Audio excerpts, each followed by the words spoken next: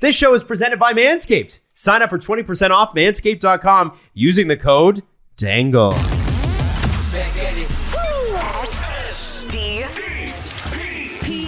The Steve Dangle Podcast with your hosts, Steve Dangle, Adam Wilde, and Jesse Blake. Let's go! Steven Dangle still at home, but that's okay. He's here in our hearts. Okay. He's here in our hearts. And you know what? I'm happy to say that today's show will be, at least as far as I know, Blackhawks free. Yeah! Hey! Yeah! Woo! Well, Fuck the worth Blackhawks, mentioning, am I right? Rocky Word should still resign. Oh, yeah. But he's not yeah! gonna do. Yeah. Listen, you know what? Steve, it was only an outburst of emotion. You know what, Gary? You're right.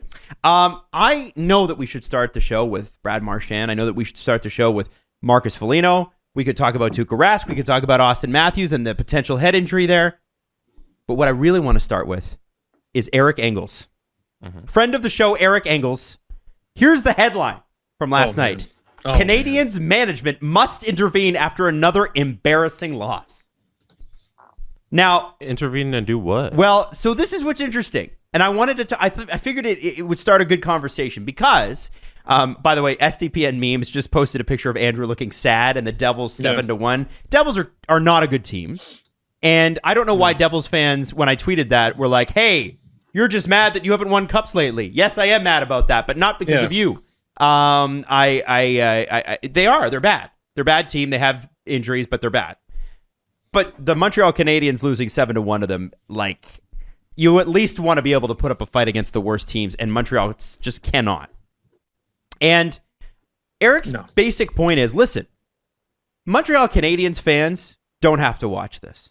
They don't need to watch the game to the end. The only people who need to watch to the end are Jeff Gorton, Ken Hughes, their staff, Andrew Berkshire, and anybody that covers the Montreal Canadiens, right? Yeah. That's who needs to watch. And at a certain point, we're talking about playing for pride. We're talking about, this is we were talking about last episode, the Montreal Canadiens, hallowed ground. Right. Whoa. Pride. I feel like I heard someone say that before. You know, everyone, friendly reminder, there's an underscore. So it's Steve _Dangle when you're sending me your apologies for getting on me a couple weeks ago when I said, when does pride come into it? Because there's no pride in the Montreal Canadiens right now. Mm-hmm. It's fine. Listen, someone's got to be in last. Sometimes you take a step backwards. Again, we all agree this is a one-off. Extremely unique circumstances around the Montreal Canadiens this year. They got to intervene. They're a non-option as a product.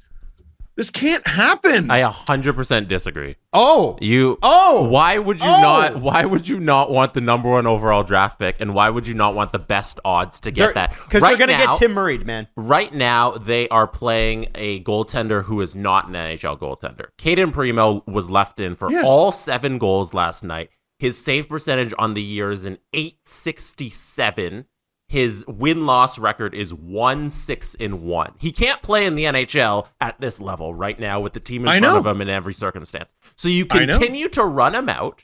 You get more ping pong balls in the lottery. You show up to Montreal in July for the draft. You walk on stage and you say, with the first overall pick, the Montreal Canadiens select the first overall pick, and the crowd goes wild, and you set that up, and you got to lose every single game from here on out to guarantee yourself a great chance at that pick.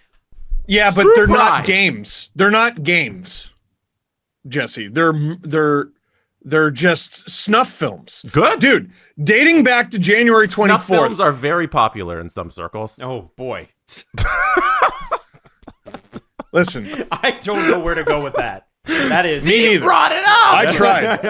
Dude, 8-2 to Minnesota, 5-4 to Anaheim, 7-2 to Edmonton, 6-3 to Columbus, 7-1 to New Jersey. Come on. Come on, what? I'm sitting there as management, I'm saying, keep losing. Keep losing, This isn't boys. good for them. I hope you're saying it in that tenor as well. Keep losing. I'm trying to lose. Yeah, that's when you get excited. You're in the press box and you say, boys, let in some more goals. This isn't good for them. I just don't think this is good For who? The guys who won't be here in 2 years? Well, they're a the ones lot that, of the current Habs will be there in 2 years. and they have to usher in at a certain point, like the next generation, right? Even if, if it doesn't matter who the first overall pick this year, we all know who it's going to be anyway. But if Montreal happens to get it, you still need the veterans to come in and help. You got Nick Suzuki, who's too young to be losing like this. Like, I know he went to the Stanley Cup final, but like, I think this actually, because it's there's one thing to be a bad team, and then there's a team that's just devastated and traumatized. And that's what Montreal looks like to me when they play. Now, here's what Eric suggested, which I have suggested since day one when I saw this guy in his first opening few games. He said, nothing could be more damaging than the fact that the Canadiens continue to crater towards their best chance at a top pick. Development is where the organization has failed miserably for years. Agreed. And yes. Gorton and Hughes declared that a top priority, for sure. Surely they're considering it, whether it's removing Ducharme or, just change up the message or systems with their younger players and sending them to Laval, which is a much healthier thing. Even if Gorton said on the first day that Ducharme would remain through the end of the season, he has to be concerned with the coach's ability to change what's been happening. Now, and Eric does go on to say he's been dealt a horrible hand after but he was also dealt an extremely good hand. And I think, honestly, I don't think this guy is an NHL coach. I didn't think it when they played the Leafs. I didn't think it when they played the Jets. I didn't think it when they played the Golden Knights. And I didn't think they did it when they played in the Stanley Cup final. Dom Ducharme is not... Was that on purpose? That was not on purpose. I can tell it wasn't on purpose. Right, that's hilarious. Dom Ducharme is not the guy. And at a certain point, I agree with you, Jesse. Don't go out and make any trades. Maybe find, if a goaltender comes up on waivers, like if you can find... That's all I'm saying. Like grab that. I could see, because this the thing is that they're going to be last place. At this point, there's no catching the next team. There's no way. Yeah, Arizona's right there. How many wins does Arizona have? Arizona's right there. I think it's a couple points. Arizona just beat Colorado. Yeah. Okay, well. Yeah, that means a whole lot. They're better. It does. They're better. They ended their home winning streak. Okay, let me have a look at it. No, Coyotes. No. Here's what it is. Okay, so the Canadiens right now have a game in hand on the Coyotes, and they have 3 less wins. Now, what's the point? They're not going to 26 and 23. They're okay. So they catch the Coyotes. Yeah. Oh boy. Yeah. I think you gotta get a new coach, or you got to get an interim coach in there. You don't get the new coach. You're not going to find the new coach. I think this guy's got to go, and I think you got to get some sort of goaltender because you're going to kill Caden Primo. I don't think Ducharme is long for Montreal. I think that's very true. And he shouldn't be. Yeah. He shouldn't be because, listen, this team went through injury troubles. Mm-hmm. It went through COVID troubles. The list of things that have gone wrong for the Montreal Canadiens is well documented. But I'm here on Daily Faceoff just to confirm I'm not crazy. Lehkonen, Suzuki, Toffoli, Byron, Evans, Anderson, Mike Hoffman is new. Gallagher, Armia, Caulfield, Romanov, Sherratt, Kulak, Petrie, all those guys were Habs in the Stanley Cup final. Mm-hmm. All of them, except for Hoffman. Dauphin and Paling are the only guys who I don't think played. And Clegg and Weidman on the third pair, which shouldn't make you sink or swim, for God's sake. Mm-hmm. They need a save, but they also need a heartbeat. Now, man, it is an interesting conversation because I do feel like if they do get a save and if they do get a different coach behind the bench, they might actually start winning some games. I think if they do both of those things, they're not going to finish last. But losing like this takes recovery time. You can't. You can't lose hope. Like, the Coyotes are in some games. Montreal is dead as soon as the puck drops. Winning in 2 years' time, in a year's time, will fix all of this losing. We can't be talking about the Canadiens like this. Also, Steve, you listed a whole bunch of guys who are in the Stanley Cup final. The 4 they're missing: Weber, Kotkaniemi, Deneau, Price. That's a pretty big 4 that are out and no longer with the Canadiens, and they're definitely. Kotkaniemi was a healthy scratch. That's true. Deneau was very big. Yeah, but he would have been a big part of their future going forward if they could have not gotten offer sheeted. So when, there was a lot of talk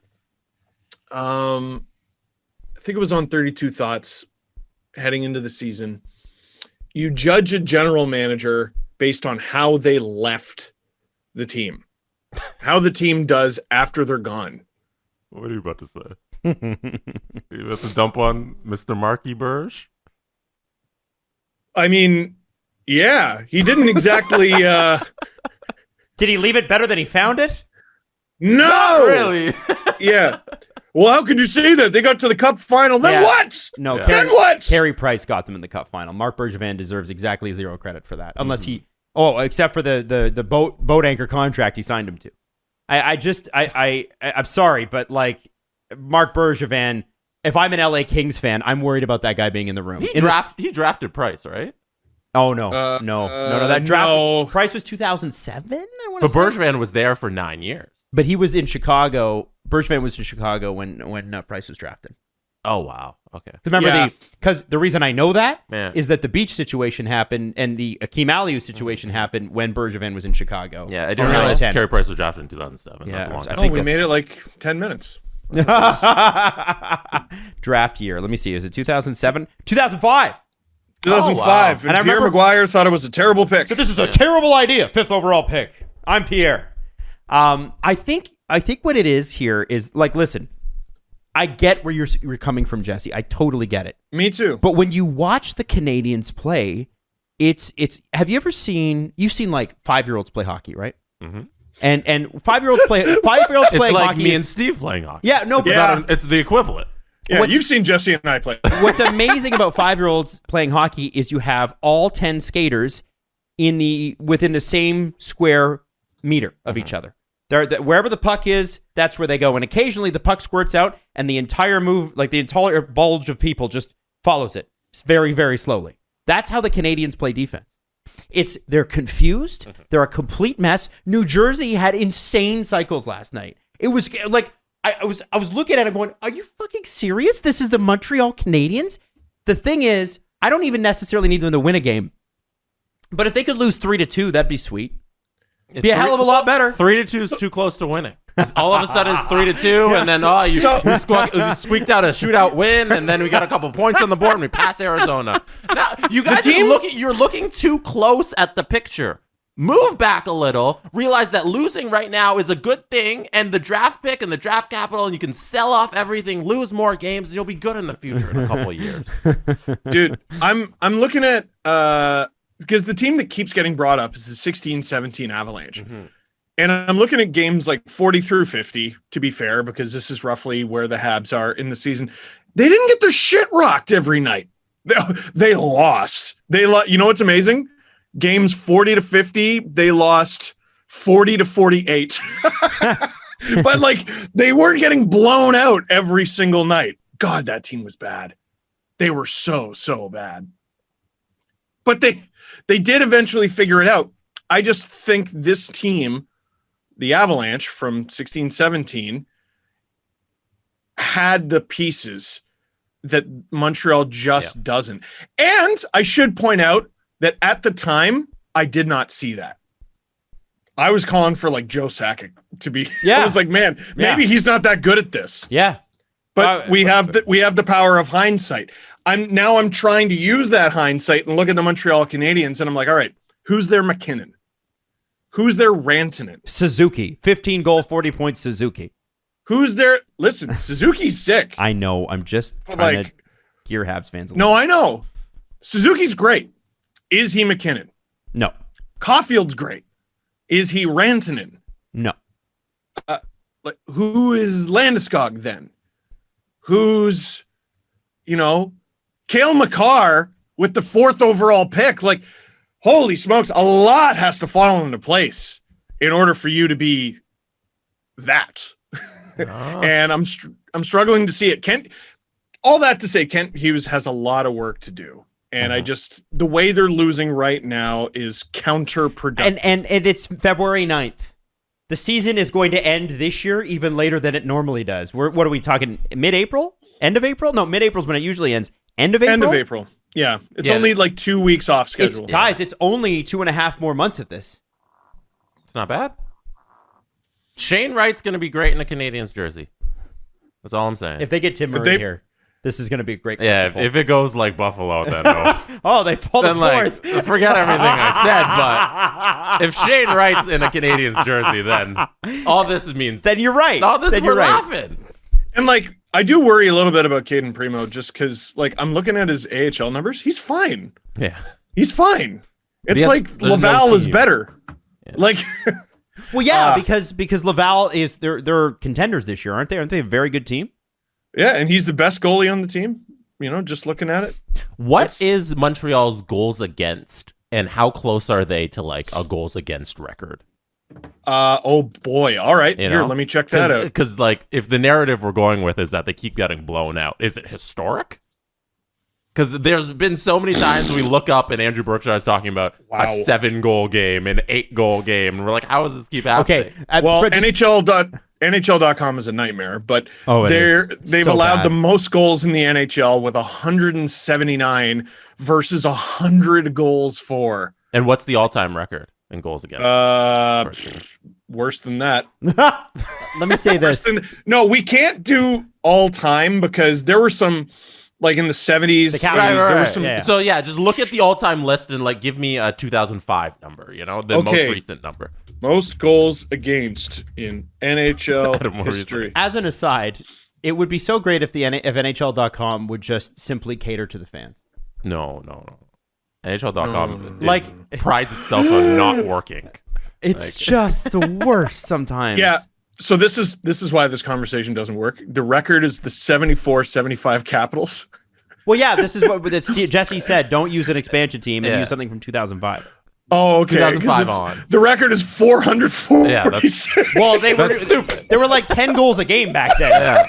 And it would have been all of it against the Capitals. So What's the modern post-lockout record? I'm looking for the record in a year that starts with 2, and like it's not even in the top 100 at the website I'm looking at. Oh gosh. Holy cow. Yeah, no, we're going to be here a while. Okay. 149th worst. We have the 2005-06 Pittsburgh Penguins. That was the Crosby rookie year Penguins. Yeah. They allowed 310 goals. So Montreal is on pace to pass that. Yeah, they're roughly there. Okay. They're roughly there. yeah. So that's Hey, listen, why not be the best team of all time when you can also be the worst team of all time? Yeah. By the way, when the Canadiens are good again, I'm going to remind you that, yes, you might have the most storied history in NHL, in hockey, really, but you were also the worst non-expansion team of all time. I will remind you of that. Wow. When you Okay. get fussy in my comments, don't be fussy. Okay, so Penguins team was 3.78 goals against per game. Oof. These Habs are 3.97. Ah. They're just shy of allowing 4 goals against a game. The Habs have to score. The Habs, who even last year, when they were doing great, were not known for goal scoring, have to score 5 goals to win. Dude. This is legendary, this shit. Your is point legendary. about Bergevin is looking real good. Like the way he left this team. Well, and that's Well, the like- thing. The Kings are on the upswing, and you want to bring that guy in? Yeah. I would actually ask Rob Blake if he was here right now. I'd be like, Rob, why? You know, what are you The getting? rumor What are you for getting? months, Bergevin? the rumor for months was Bergevin was going to the Kings. Then Deneau signs there, and like 3 or 4 months later, the guy joins them. He had all summer to Jake Allen is his price contingency, right? Mhm. And I wasn't sure about the move, and then I sort of warmed up to it. I'm like, okay, goalie with a bit of an injury history, I understand it. Yeah. Shea Weber, he knew the whole summer. Yes. You And knew they've the known that whole for summer. years. They knew that for years. Yeah. And I think the very first Game Over episode with Andrew and with Julian, they said they knew when they traded for Shea Weber, the time was ticking. They thought he had maybe 2 more years left. That's what they thought at the time. And he played 5. Yeah. And they had 5 years to replace that position, and they couldn't do it. And they didn't do it. CJ Romanov. snuck in on the last CJ episode that Weber's career is over. Of course it is. Yeah, like he's not coming back. And people remember how much shit people gave Kyprios for tweeting? He just was a year early. He was just early. Yeah. He wasn't wrong. He was just early. Yeah. Come on. I felt so bad for that situation because people online were just ragging on The Kipper. hell do you know Kipper? He knows a He lot. nailed it. He does know a lot. He just, he played one more year, went to the Stanley Cup final. Didn't quite nail it. He nailed it. But He nailed every detail. bullseye. He was right. I By just the way, loved it.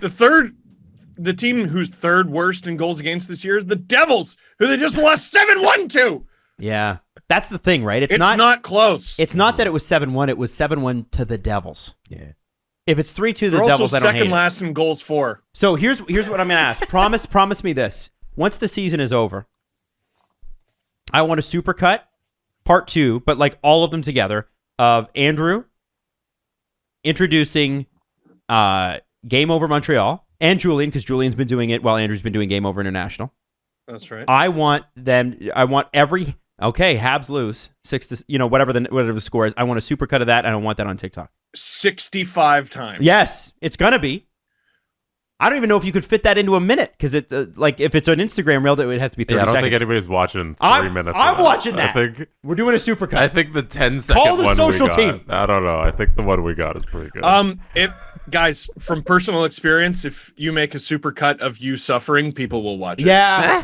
Yeah, come on. Yeah. All right. Yeah. No, all we have to do now, here's what we do as SDPN people. This is the right thing to do. We count how many sad Andrews there will be. So every time there's a loss, it's another sad Andrew. Okay? That's what's going to happen. This just broke from Mark Masters. This is why Austin it's Matthews is on the ice in a regular jersey. How the hell? So why it's I dangerous. thought you were moving on. This is why it's dangerous for you to have a computer. Yeah. Because I was going to get to that later in the show. We can get to it now.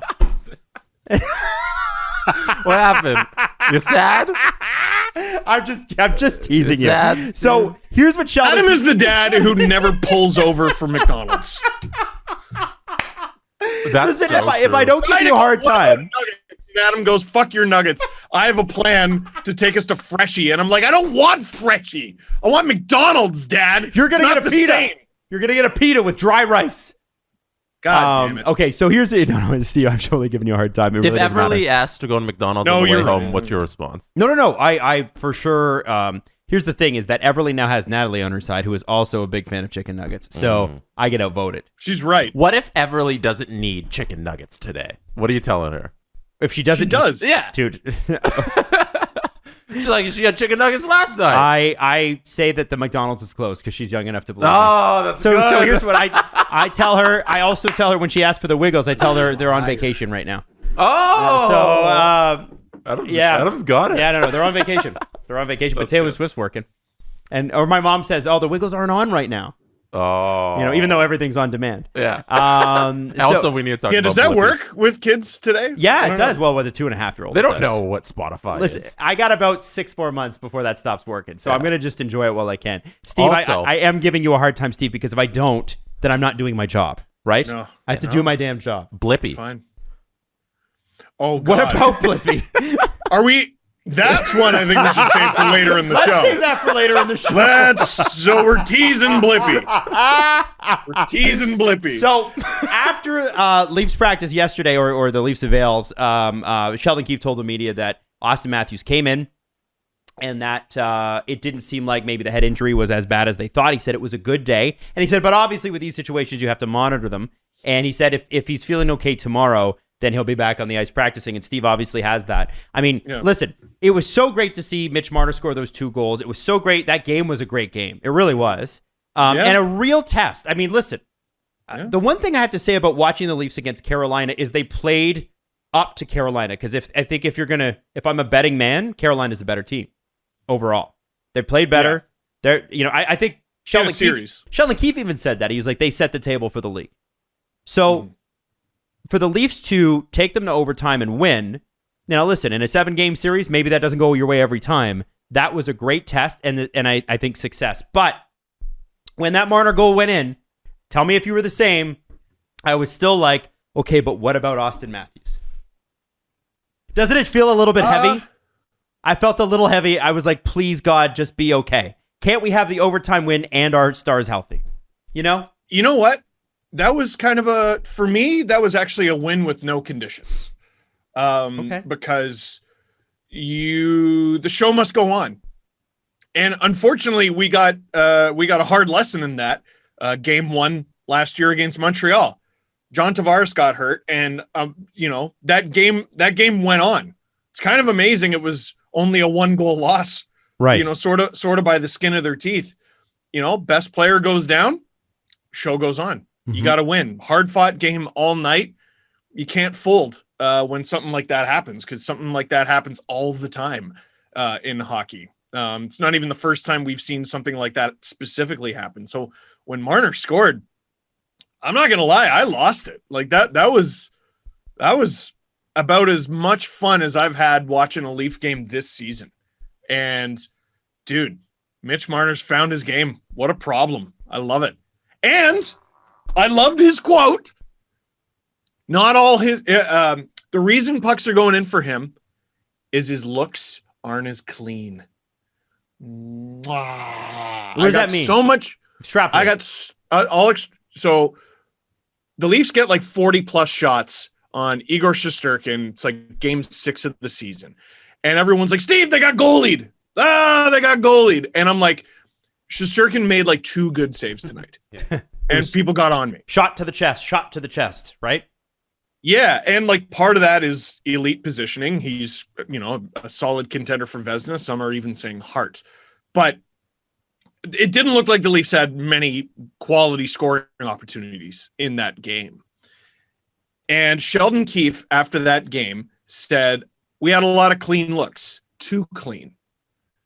And all season since then, they've been scoring dirty goals in the muck, goals banging away in front, goals with screens, goals through traffic. Kind of like the Nylander goal that didn't end up being Nylander. It ended up being Matthews, but Nylander just bulldozed through. Mm-hmm. You know what I mean? Even the Marner goal was him following the play and just getting the puck in the blue crease and batting it in. Rip it. Yeah. Rip it. Whack at it. I don't care what you do. Just put it in. And they had elements last season when the puck was still going in for them where they tried to score too pretty. Mm-hmm. And what they have discovered this season, like for as much as I rip on them for, they're still too soft in front of their own net. They need help on defense. Man, they're a way better team offensively. I don't know what the goals for per game. It's the best forward group I've ever seen. Yeah. And the best forward group. If not on paper, then definitely in performance. Like the puck is going in because it bloody well should. Like they're willing it into the net. They're outworking teams in front of their own net. It's great to see. And Marner has joined the fray. Mm-hmm. Everyone can do it. When everyone can do it, it's hard to ISO guys. I mean, all Philip Deneau had to do was neutralize Austin Matthews, and the whole tower of cards falls. Right. Now? It's a problem. Now, the second line hasn't been as good, granted, but that first line, man. But it's really not like the second line wasn't good earlier in the season, right? That's the whole point of having that much scoring power is one kills off a little bit. And yeah, but the narrative coming out of New Jersey where people are like, Tavares and Nylander are slumping, like it's not untrue. I said it myself. It's not untrue, but they'll come out of that because it's an ebbs and flows season. It's 82 games, which is always way too long. But they're not going to be hot for all 82. No, it's, I'm so negative, but now I'm like, dude, they killed the Devils that night. Like, what are you even talking about? It's almost like sometimes I can be negative, sometimes I can be positive, and nuance is a thing. Oh, don't worry about it. I wouldn't worry about that too much. I think, like, dude, they're a really good team in front of the net, and Marner has been a huge part of that as of late. He's on the best goal scoring tear of his career. You want nuance and positivity and negativity? What's going on with that second pair in there? Second pair D. Justin Hall. The Justin Hall. I mean, now this is a very Mikey Stevens tweet. What did he say? Was it the second or the third goal for Justin Hall? He said, "Mike, the one when he got turned around." Yeah, because the puck hit the stanchion. Yeah. And Mike tweeted, Justin Hall hasn't done the right thing with the puck this entire season. That's not true. Obviously, that's a bit of a... There's tongue-in-cheek to that. We know that. Let's not paint that narrative. But I thought Justin Hall had been better. I mean, honestly, better. Honestly. Yeah. But there are brain farts like that. And I think what it comes down to with the Leafs defense is, Muzz is not playing, and he's a steadying force back there. Even if he's injured, he's steadying. And he's back on the ice as well without a concussion jersey on. That's awesome. So we get him back. That's great. And I think Kyle Dubas talked about this, and we talked about it on Monday. He wants to see the lineup as constructed.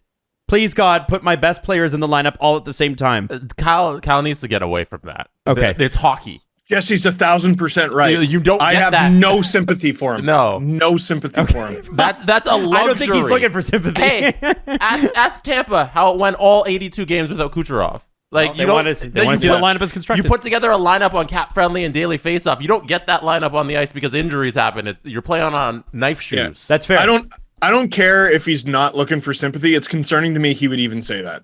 Right. Shut up. Well, no, I think what he's trying. No. I think if you watch it, he's just being like, "Listen, we want it so we can get the best data possible to make the right choice." Steve nailed it. Shut up. Shut up. You and Rosie DeMano go sit in the shut up corner. You plan, God laughs. Well, I think what he's trying to say is like, listen, I'd like to get as many people in as much as possible so we can see what we have. I agree, though. Shut up. I agree, though. He's not going to get that. My thinking is, I wouldn't say it to his face. He's very tall. My thinking is the talent level, and I've talked about this before years ago when it was like Nikita Zaitsev we were all ragging on. It's like, I don't know that the talent level's there. I don't know. Like, it's great. Morgan Rielly and TJ Brody are great. When Hall and Muzzin are on, they're great. It's a lot to expect Sandin and Liljegren, who are not even playing every night, to come in and step in. And we know Travis Dermott has his good nights and then has his I'm going to twirl in front of the net in overtime nights. So at a certain point, a Zach Bogosian type ad, and it's not going to be Zach because he doesn't want to play in Canada, that is the kind of thing that it seems like this team's got to add. There's got to be... It doesn't have to be high skill, but stability seems to be an issue on defense. If we're gonna point to anything, I know there are. You know what the Leafs need? Someone with terrible underlying numbers. Like I think the best addition they could make is going to be someone who a lot of the fan base is going to hate. Because they need someone for a very specific role. Mm-hmm. And you always talked about this with the Belichick, Brady Patriots, is they just find people who are really good at one thing. Slot receiver. They need to move. I'm going to pretend to know what that position is, Jesse. It's where Edelman played. They need. Oh, well, there you go. Yeah, I recall watching him every February. Very good. Very good. At slot receiver, was it? Yes. Yeah, cool. They need a body mover in front of the net. Yeah. If Jake Muzzin doesn't return to form, oh boy, it's a problem. But Riley Brody is extremely good to me. They'll score more for the Leafs than they get scored against. Mm-hmm. Muzzin blank. And another body mover somewhere in there, whether it's on the second pair or on the third, will make the team better. And generally speaking, body movers, shot blockers, those guys have crappy numbers, man.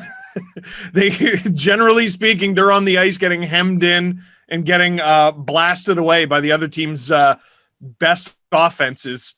And that's exactly the kind of player they need. So are you saying Ben Sherrod is going to be a Leaf? Dude. Guys, no. Why not? No. Why not? What's it cost? Well, everybody's like, well, it's going to have to be a first round pick because okay, no. I'm not spending a first round pick. How can Montreal ask anybody for anything right now? Well, it's the Leafs. They can ask them for anything they want. Yeah, Dubas is going to get on the phone like in the all or nothing and be like, Shanny, they want 81st. Yeah, just do it. Just pay it. Listen. Well, and like, what did they pay for Plekanec? Was it a second? For the last 14 games of his career? Yeah. A second and two prospects who didn't pan out. Oh, okay. Yeah. Thank goodness. The second's a little much for Plekanec, especially considering what he provided. And they had to give him a new turtleneck. It was ridiculous. Preposterous. Hey, how about a guy you want someone who's 6'2", 225? Sure. You want someone who's got a Stanley Cup pedigree? What? You want someone who's a former top 5 pick? Luke Schenn, come home, baby. Oh, I thought you were going to say Erica Branson. I was like, Luke Schenn, come home, baby. His numbers have been good this year. No. I legit don't know who he plays for. Vancouver. Still? Wait, are you talking about Luke Schenn or Goodbranson? Luke Schenn. Oh, I was like, Goodbranson does not play for Vancouver. No, Luke Schenn. I'm not talking. I thought you were going to say Goodbranson. I was like, please, God. Calgary? Yeah. Apparently, Eric Goodbranson plays for Calgary. All right. Well, listen, they need a body mover, and Luke Schenn, I think, will be cheaper than Ben Sherratt. Wouldn't it be funny? Like, you know that if Luke Schenn is a Maple Leaf by the end of the year, he's going to get a standing O at Scotiabank. You know that. And he deserves it. Here's where you're wrong. If the Leafs at the deadline acquire someone and you're judging whether or not the trade was good or bad, you're wrong if you use their regular season stats. You are, because you're using statistics from the wrong sport. No, because it's a different sport after. Yeah, it is. Like, it is. Did people use who is it? Who played 2 sports like a lunatic? Was it Bo Jackson? Yeah. Who Deion did Sanders. you use? Mm-hmm. Yeah, did you use their baseball stats to judge them as a football player? It's kind of the same. Playoff hockey's completely different. If it's a little... The analogy is perfect. There's no hole. It's perfect and flawless. There's no hole. It's perfect and flawless. 2 things about Luke Schenn. One, he last played in Toronto a decade ago. I cannot believe it's been that long, but 2012 was his last game as a Leaf. 2, Wow. Get Luke Schenn. Bring back Luke's troops.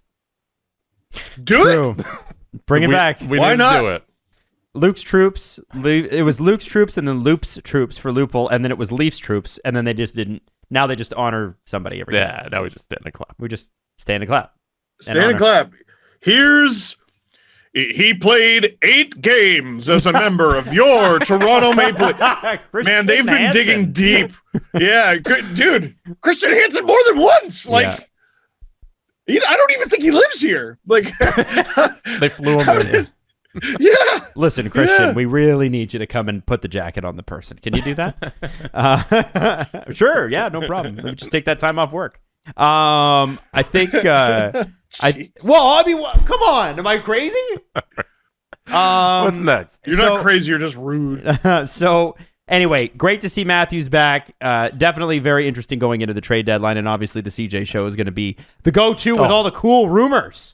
Because they got not do they have rumors, but they have cool rumors. We finally have an insider on the network. It's nice, isn't it? it's good. Yeah, we have There's an a smart insider person in the building on payroll. Yeah, so we don't have to listen. CJ came on anyway, right? But now he works here. We got a whole half an hour show to talk about. I love it. Definitely half an hour. It's a new year, and with the job market for small business, it's even harder to find the people that you need for those positions, and that's why LinkedIn Jobs is the place for you. They make it easier, faster, and free. So all you have to do is create a fast, free job post on LinkedIn in minutes. Takes a few minutes. LinkedIn Jobs has access to over 770 million people. You can focus on the candidates with the right skills and experience by using the screening questions. It gets you in front of the right people faster and gets them in front of you. Then you use the simple tools on LinkedIn Jobs to quickly filter and prioritize who you'd like to interview and hire. It's why small businesses rate LinkedIn Jobs #1 in delivering quality hires versus leading competitors. LinkedIn Jobs helps you find the candidates you want to talk to faster. Did you know that every week, nearly 40 million seekers visit LinkedIn? Post your job for free right now at linkedin.com/SDP. That's linkedin.com/SDP to post your job for free. Terms and conditions apply. Roses are red. Violets are blue. This Valentine's Day, don't let your wacky pubes wreck you. Do you like that? That was in the script, and I added a few words to it. Valentine's Day just around the corner, and you know what it is already. It's Manscaped. Presenting sponsor on the Steve Dangle Podcast. We're very thrilled to have Manscaped on. They kind of rock, as you know. The promo code is DANGLE. And I got a couple messages this week. I'm actually going to read one to you right now. This is from Doug, and this is a real message. I'm pulling out my phone. If you're watching the video version of this, you're watching me do it right now. My Wi-Fi is extremely slow. This is from Doug. Doug says, well, Adam, it happened. I finally bought the Lawnmower 4.0 with the code DANGLE at checkout. This has to be the most effective ad campaign ever. You totally wore me down until it made no sense for me not to get it. Bravo, sir. You win. I did nothing. Manscaped does all the talking for you. We're talking about cleaning up your balls. By the way, February 13th is National Shave Your Balls Day. Didn't know that we had one, but now we do. The number one product in the package, the Performance Package 4.0, by the way, I keep mentioning this, is the Lawnmower 4.0. It's the electric trimmer designed to trim hair on loose skin.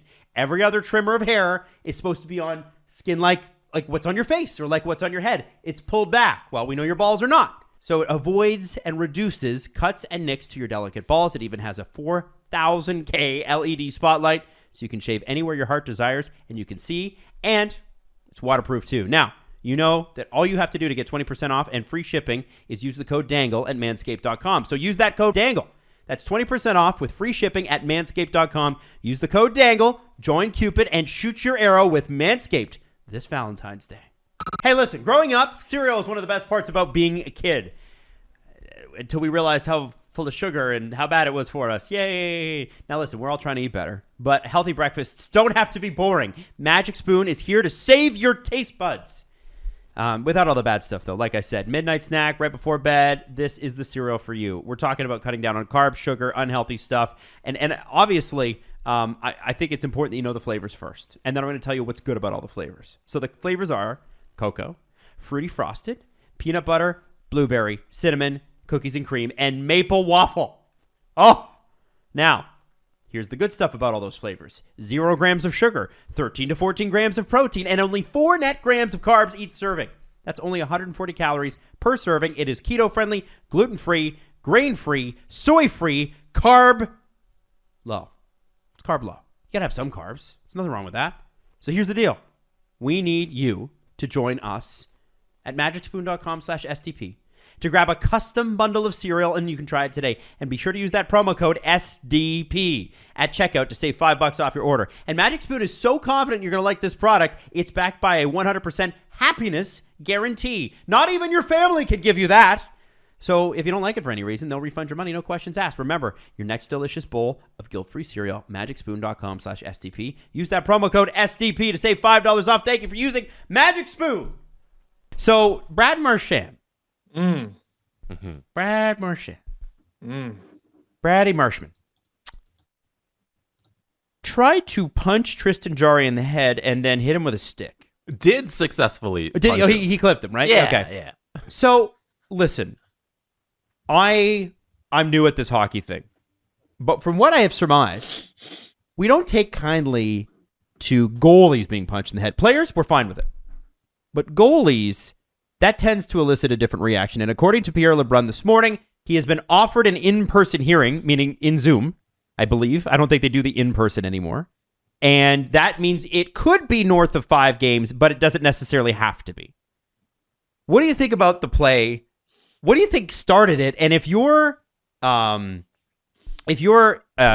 Bruins management, what do you do about it, if anything at all? Well, if I'm Boston Bruins management, what I ask Brad, would you like me to renegotiate your contract so I can give you a raise? And then I remember I'm Jeremy Jacobs and I don't do that. But okay, let's back up, because people were pointing out that Tristan Jarry mouthed off to Brad Marchand just before the punch. I mean, of course he did. It's Brad Marchand. Did you see the thing before the game where Jarry tried to flip a puck over the glass to a fan and Marchand skated by and whacked the puck off his stick? Now, not only did he whack it off of his stick, he caught it midair. Brad Marchand took the puck from Jarry and caught it himself. He flipped it to himself. It was very impressive. Also, like an anime villain. Dick move. Yeah, huge, like an actual anime villain. Yeah, so all of this tussling started pre-game. Yeah. So first of all, hilarious. The Bruins fans behind the bench, because this was in Boston, loved it. They thought it was hilarious. Now I don't know, maybe Jarry was trying to flip it to a kid or something like that. Whatever. but the Bruins fans that I saw behind the net loved it. So that's where it starts. So Jarry mouthing off to Marchand didn't fall out of the sky, so Bruins fans can stop clutching their pearls about that. But Brad Marchand getting a in-person hearing, meaning he can be suspended for more than 5 games. There is the amount of games I want him to be suspended, and the amount of games I think he should be suspended, and they are the same amount of games. 0. Interesting. What? None. Pourquoi? Sit in it, George. Sit in it. You cannot give a guy a 5 or 6 game lifetime achievement award suspension.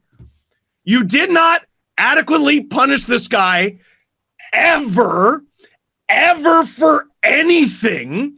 He learned, was trained by you. He can get away with whatever he wants for over a decade, and now you're trying to make up for it. I asked someone yesterday, I go, what's he going to be suspended for? And they go, well, he punched him in the head, Steve. And I go, since when do you get suspended for punching someone in the head in the National Hockey League? But it's a goalie. It's a goalie. It was So also what? It's a goalie. What? You know that matters, Steve. That does matter. It matters. yeah. They treat goalies differently. They do. Oh, get out of here. It super does not matter. What about that? You ever see that clip of him just punching Plekanec in the head off the face-off when he was with the Habs? Yes. You let him get away with murder. Yeah, but this his is a whole goalie, career. and I don't even know if the goalie was even looking properly. Like, was Jarry wasn't staring him in even the hurt. eyes? He wasn't even hurt. No, Jarry And wasn't then he looking at spears him in what? The mask? Yeah. The spear Spears him in the- is awful because Yeah. he's being held back by the referee. He drags the referee Held over back? to Jarry. And then that's what That I'm was saying. my- He dragged him over. Sorry. And then he takes the stick and he pokes him in the face. Like these are That was two my favorite things. part of the whole clip. These That are- was my favorite. Like, can they dock 51 pay for that? That ref was useless. Yeah. Through that What do you- whole exchange. Okay, what do you want this regular human to do against Brad Marchand? No, Good job. he's not gonna be able to hold him back. Good But job. Well, okay. both things are extremely dangerous. First Well, of all. and Jarry's not even looking, So- Steve. He's And looking down. It's a punch. So the punch on Jarry is a punch to the side of the head. Yeah. Luckily, he So? grazes him. Thank goodness he doesn't like make full contact. But it's not in the middle of play, but play had just stopped and Jarry's in the crease, and you go and you just punch a goalie in the side of the head. Like, I see Department of Safety looking at that and being like, okay, this is extra dangerous. We're gonna find a way to give you 3 to 5 games. 2 minutes. Roughing. That's There not are what no lifetime achievement awards for suspensions. Yeah, Steve, this is I got to disagree with you on this one. Yeah. I know what you're saying, but this is a goalie who is not looking, and then after the play, the referee lets Marchand drag him. Let's be honest; it's not like the ref is trying to really split them up. It's What's he gonna do? it's like Dana White when he puts his hand between the two fighters who supposedly hate each other. Yeah. It's like, okay, Dana, your fat hand isn't going to stop these two No. world class athletes. Dana Dude White who goes can to the stop gym Brock a couple times a Lesnar. week. Yeah. like, and I would say that to Dana were he here. Right. What are Yeah. you doing? He'd The probably ref punch you. is not trying, really, because I don't think the ref's expecting Marchand to go, like, take a swing. And obviously, I don't think Marchand's even trying to make contact with Jarry. He's just trying to punk him, right? Yeah. That's what I think's Yeah. going on here. What blows Yeah. me away is, and maybe Sidney Crosby didn't see it, but when you see Jarry get hit, Sidney Crosby is the guy behind Marchand in sort of the scrum towards the side, right? So Marchand hits him, and then you see the ref pulls Marchand away, and Crosby's there. I'm not sure if Crosby didn't see it or something, and I know that they're buddies in the offseason. I know they play on Team Canada or whatever, but Crosby kind of just, and maybe he's just focused on hockey, but at a certain point, you'd feel like if I'm the goalie and my captain saw that, I would want Crosby to take a swing at him. It's not like Sidney Crosby's ever backed down from a fight, right? No. He's a tough man. He should probably, I mean, yeah, people were getting on him. If anything, Crosby should back down from more fights. Like, Yeah, probably. He's He's got a concussion history. So- Yeah. And like, Yeah. Go ahead.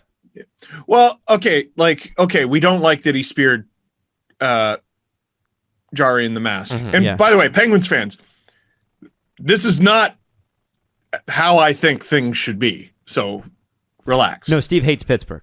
Follow me here. He told us privately. Follow me here. So, okay, we don't like that he speared him in the mask. 2017, Brad Marchand suspended 2 games for spearing Tampa Bay's Jake Dotchin. Okay. And Matthew Tkachuk suspended 1 game for spearing incident in Toronto last night. I don't even remember that one. 1 or 2 games. And it was 2017 for Marchand, so he's not a repeat offender in that regard. Like 1 or 2 games. I don't know where they get off with this 5+ shit. Guys, you can't. You can't. I think he's going to be. And now, so Steve, if you're talking about in a vacuum, yeah, Marchand should be suspended how many games? 0. In a vacuum, you shouldn't be able to do either of those things. Steve, in a vacuum. He's been able to get away with it his entire career. I'm trying to divorce you from the second half of what you just said there. Okay. And divorce is my specialty. We all know that. I what I'm trying to do is pull you away from the history. Yeah. This play should get how many games usually? This situation. Not Steve. You don't think what happened warrants a suspension if it's any player. I'm asking you not to use the history. If that's Ilya Mikheyev and he does that doesn't get a suspension. Maybe 1. Okay, then there we go. That's what I'm trying to get to, because to me, that's got to be like, you can't have. It's extremely, like, if Pete Blackburn said it best, he's like, extremely dumb shit from Marchand. And I think what it is that it's there's a couple of things. Goalie's not looking. It's a goalie, and then he takes a swing, hits him in the face, like the face mask. That's with the linesman on him. And I'm watching this replay on my computer right now. To me, that's minimum 3. Minimum 3. Yeah. And to defend based on what? Crosby a little in that play, when Letang's standing there in front of Jarry and Brad Marchand comes around Letang and he punches Jarry in the face, Letang turns around and he kind of gets on gets on Marchand. So Crosby's standing kind of behind him, and Crosby's looking at Letang go at Marchand. He doesn't need to double up on him. I just want to throw this out there. Who does the ref? So Marchand punches the goalie in the face. Who does the ref restrain? Chris Letang. Yeah, because Letang starts going at Marchand. Oh my God, it's why crazy. Are NHL officials allowed to touch anybody? Well, you have to. You have to be able to break people up.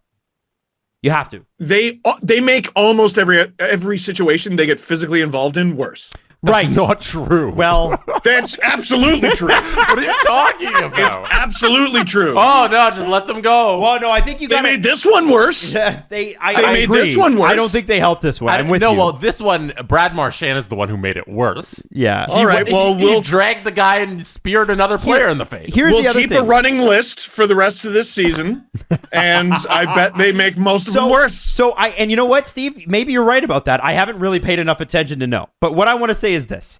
Brad Marchand is 2 Brad Marchand is 2 months removed from his most recent suspension.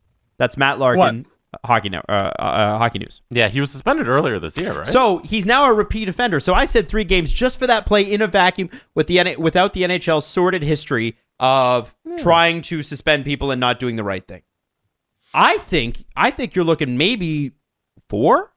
Because if he's got recent history, that does factor in. I know it's only 18 months, but it's only been 2 months since he was suspended last time. And I think if you're Bruins management, in the way that they did when Brad Marchand was licking Leo Komarov, and the NHL called them and said, "Listen, we don't want to play this fairly, so we're not going to suspend him, but please don't have him lick another player again." All right. I'm sure Bruce Cassidy sat down and said, "Listen, Brad. Love the edge, but let's just look at that line again. We know we crossed that line." They have to sit down and talk to him about that. Like, I know, like, if you want a guy to play on the edge, he's going to see the red mist. Brad rarely, but he does see the red mist. I think at this point you got to sit him down and say, "Brad, we need this come playoff time. We need you come playoff time. We can't have this. It's clown shit. I think he knows. I think he knows this is the regular season, that they were losing a game. Jarry was playing unbelievable. Pittsburgh stole a game from the Bruins, and he knew that if I get suspended for 3 to 5 games in the regular season, that's okay. Because I'll be there in the playoffs. I'll be there, and I'll be a pest, but I won't go this far. We need him for the playoffs. I need to know if either of you are taking crazy pills.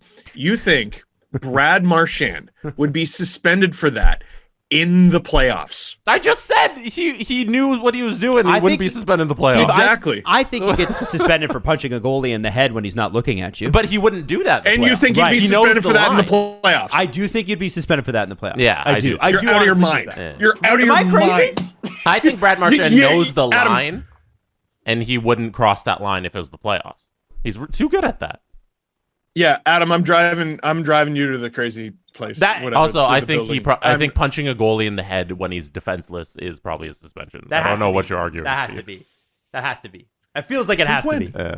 I mean, we can't sink this low, can we? Yeah. What is? Come on, we can't be this low, can we? I want to live in your world, the ideal world where this happens. But since when? Since when does any of this happen? And in the playoffs, Adam, that is shocking. You think 3rd round of the playoffs, game 5. So I think in the playoffs, that's 1 game. I think punching a goalie. Oh my God, not a chance. Punching a defenseless goalie in the head. You can count. I don't know if you count the ejection as 1 game. I'll count that. But that's either you're ejected at the time or you get 1 game. Like that's you can't do that. Yeah. I mean, there's 23 seconds left in the game. Yeah. I don't think you count the ejection as 1 game. So give him 1 game. No, so I agree. So if this is the way the NHL is going, where the end of the game is not just lawless bullshit in the final 30 seconds, if that's the way the NHL is going, great. But it's not based on anything they've ever done before. And I agree with you on that. I agree with you on that 1,000%. I'm not saying the NHL's got a fabulous history with suspending people or setting any sort of benchmark. Listen, there's a reason they don't write any rules down. It's because they don't want you to hold you to them. Why would I write something down lest you hold me to it? They're smart. Yeah. That's why they do it. Now, I do want to say this, and I want this is something to keep an eye on. Chances of it happening aren't great, but if I'm looking at the standings right now, and if I'm looking at them correctly, Florida and Tampa are very, very good teams, although Toronto's not far behind either of them. I know everybody's like, well, Florida, Tampa, crazy. Toronto's played 4 less games than Florida, 3 less games than Tampa. They're 3 points behind Tampa. They're 6 points behind Florida. So they're in there. But the Pittsburgh Penguins are 3 games up on the Carolina Hurricanes, but they're 1 point behind. That could easily even out. The Metropolitan Division is a 3-way race between Carolina, New York, and Pittsburgh. And if Washington turns it around a little bit, they could be right back in it. Boston, likely, I think, is going to finish in the wild card because nobody else is even close. And if I'm right here, Pittsburgh and Boston could play in the first round if Boston finishes second in the wild card and Pittsburgh tops Carolina in New York in the Metropolitan Division. And I, for one, after what happened, would like to see it. And I actually, when you look at the standings, like a million things can happen, right? It's only February 9th. Yeah. But we're getting ahead of ourselves. But I like getting ahead of myself. I like to dream. I'm a dreamer. And I want to see black and gold versus black and gold. Do you not? Oh, it'd be great. I think the first time they've played since 2013. The black and gold cup, I would say. The black and gold derby. Big fan. And it's weird. You did mention it. It's weird how basically decided the East is. No one's talking about it, but Detroit is the closest team to Boston right now, Steve. To add to your point, 46 points. Boston's got 55 and 3 games in hand. Yeah, it's not going to happen. And also, look at the goal differential drop off. So Boston's +9, Detroit's -32, Columbus -22. Guys, it's the top 8. It's over unless the Islanders would have to be literally the best team in the league the rest of the way to even make a wild card. And Patrik Laine would have to drag the Columbus Blue Jackets kicking and screaming to the postseason. He's been amazing, by the way. Can he play defense? No, he cannot. Merzlikins really gets... He can definitely not play defense. Yeah, Merzlikins gets thrown to the wolves every night. At least in the West, it's real tight, actually, the race out west. But yeah, in the East, it's basically just fighting over placement, which, maybe that's why Marchand treated that game that way. Yeah. Like that's an investment. Even if he gets suspended, it's an investment. Yeah. Like, oh, the Bruins are going to lose some games now. Like, it's not going to do anything to them. They're going to be fine. I want to talk about the other thing in Boston, which has kind of taken a backseat, but it looks like we've seen the end of Tuukka Rask in the NHL. So he played. He stopped 25 of 27 shots. I got the Yahoo article in front of me right now in January 13th against the Flyers. Second start, he was pulled after giving up 5 goals on 12 shots. It was in the final start. He had a rough outing in his fourth start as well, allowed 5 goals on 27. And he said, basically in the final start, he started to experience discomfort in the hip that had been giving problems. The Bruins announced previously they were going to shut him down for the week, see how things progressed. Didn't end how it's hoped. It looks like I don't think it's been announced yet, but we're pretty sure that Tuukka Rask is all done in Boston, which I think has got to be... I mean, we were all talking about it, I think even in the Bruins season preview. It's like, yeah, here are their goalies, but their deadline acquisition is going to be Tuukka Rask's goaltending. I thought this was a cheat code. I thought Tuukka Rask was going to come back just as he did, and he was going to be old Tuukka Rask, and that just didn't pan out. He never got the long extended stints in the AHL to kind of get warmed up because of COVID. But once he got up to the NHL, it was just a fact that he wasn't NHL ready. And I guess he doesn't feel like he can ever get back to that. And it's a shame at 34, he has to call it a career. But that's somebody who deserves their flowers, because I think it's out of a minimum 150 starts in the NHL, Tuukka Rask is third ever in save percentage. He's behind. Wow. He's behind Dominic Hasek and Ken Dryden, and then Tuukka Rask. Crap, and Tuukka. Garbage. Like that. What a garbage stat. He's had an unbelievable career, and I thought there was going to be a little bit more of it. I thought this last couple of months of the season was going to be Tuukka and the Bruins just running show, and it's a shame that the hip couldn't hold up. And I think so much of what's happened in Boston, and I agree with this to a certain extent, has been given to the players that are not the goalies, right? Like the Zdeno Charas and Johnny Boychuk early on, and Bergeron and Marchand, and lately, Pasternak for the past 4 or 5 years. But let me ask you this: Hall of Fame numbers in 564 games. You tell me if this is Hall of Fame. 2.28 goals against average, and a 921 save percentage. 308 wins, 165 losses, and 66 overtime losses. Hall of Fame. Is that Hall of Fame? Yes. Here's the benchmark for me, because there's not a ton. I'm trying to think of the goalies who are like in the Hall of Fame conversation. Yeah. Chris Osgood.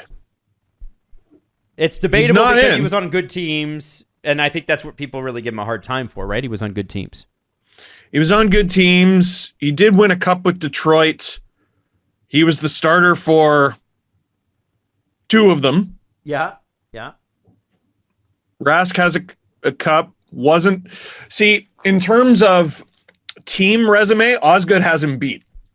Mm-hmm. He was the starting goalie for 2 Stanley Cups. Yep. Tuukka Rask was the starting goalie for none. He did win in 2011. He was their starter in 2013 when they went to the final, lost. He was their starter in 2019 when they went to the final, lost. But his individual record far exceeds Chris Osgood's. Oh, yeah. Yeah. Oh, yeah. Well, and look at his playoff record here, okay? So he started... Staggering. He started 104 games in the playoffs over a decade, basically. 11 years. And 57 wins, 46 losses. Obviously, a Vezina trophy in there, too, but that doesn't count with the playoffs. But his goals against average in the playoffs, 222, save percentage 925. You're not going to not make the second round if your goalie consistently performs like that. Mm-hmm. And I think a lot of, we saw it in Toronto, right? We've seen Boston 3 times. Tuukka beat us 3 times. Mm-hmm.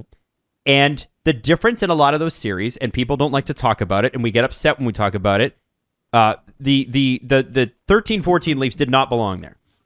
They should have been eliminated in 4 games. 12-13. 12-13, excuse me. 12-13, yeah.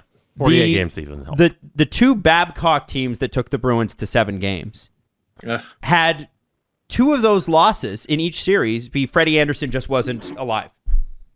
Like, we were there. I saw in TD Garden, I saw Freddie give up, 5 of 6 goals. And I was standing beside Jesse going, Jesus, this is terrible. This is terrible. This is crazy. And you guys, Tuukka didn't have games like that. I mean, but Bruins fans will swear up and down that he did, but man, have they been hard on him. If Toronto had a goalie like that, imagine Tuukka Rask in Toronto. Who could imagine? It's a different conversation completely. I don't know if I ever told you this. I can't remember. Were either of you sitting with me for that game? Because we were sort of spread out. We rotated. Because Do you remember? We had 2 pairs of seats in different sections. And it was you, me, and then was it you Jeff were with Veillette? Darcy Tucker. No, Jeff Veillette. It was Jeff Veillette. Me and him sat together for like the second, and then Steve and Adam sat together for the first, and then me and Steve for the third. That's how we kind of rotated. Do you remember that? I do remember that. Do you remember the Bruins fans in front? And there was a guy who was being like really loud, and he was trying to he would say a chirp about the Leafs, and he would do like a glance. He looked back at us. Yeah. He was trying to goad me into a fight. Yeah. And I wanted to be like, it's 6-1. But then after a while, bro, we're dying here. After a while, they were kind of like the Bruins fans behind us. I think at least Jesse and I think we're together with the third period. Maybe. I don't know. The Bruins fans, like one of them after the 6th goal went in, just tapped me on the shoulder and said, "I'm really sorry."